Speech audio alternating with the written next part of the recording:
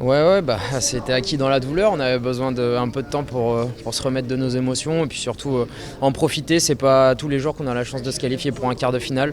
Donc on a bien pris conscience de la mesure de l'événement et voilà, on a laissé tranquillement le stress et la pression retomber avant de retourner au bus. Bah, quand ça se termine comme ça, oui. C'est vrai que dans la difficulté, souvent dans la difficulté que naissent des groupes, que naissent des parcours. Donc espérons qu'il soit le plus long pour nous possible dans cette compétition. Ça a été très difficile, on est tombé face à une équipe de la Roma au top. Et voilà, on a su, il y a des moments où on est un peu plus fragile défensivement. Ce soir, on a quand même su résister à la tempête, même si évidemment ça a été compliqué. Bah, disons qu'on a eu la chance d'ouvrir le score déjà sur notre première occasion, même s'ils sont revenus tout de suite à la marque, ça nous laissait une marge de manœuvre un peu plus grande. Et puis c'est vrai quand ils ont eu des occasions pas mal, Anto a sorti un très très gros match. Et puis voilà, quand ils sont passés devant 2-1, il restait une demi-heure.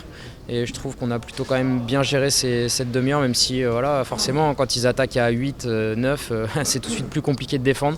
Mais on a été solidaires, tout le monde a fait les efforts, à commencer par les attaquants, et ce qui nous permet à nous défenseurs d'avoir du travail un peu plus simple. Bah non, mais là on était dans la préparation de notre match. Chaque chose en son temps, on est très content pour Coco et déçu évidemment pour Alex parce que vu ses performances, je pense qu'il aurait mérité d'y aller. Maintenant le sélectionneur il fait des choix et ça l'empêchera pas d'être performant tout le reste de la saison, je l'espère, pour prouver qu'il s'est trompé et que la prochaine fois il soit appelé. L'injustice, oui, de toute façon quand on est attaquant, qu'on marque des buts, qu'on a des gros stats, qu'on est performant, évidemment qu'on a envie d'aller en équipe de France. Donc injustice, c'est une déception plus qu'une injustice, je pense, parce que de toute façon, il y a une liste, il y a un nombre de joueurs. Malheureusement, il y est pas dans cette fois-ci, mais voilà, je suis pas inquiet pour lui avec le talent qu'il a et les performances qu'il montre. Il aura des jours très très beaux en équipe de France, en tout cas je l'espère pour lui.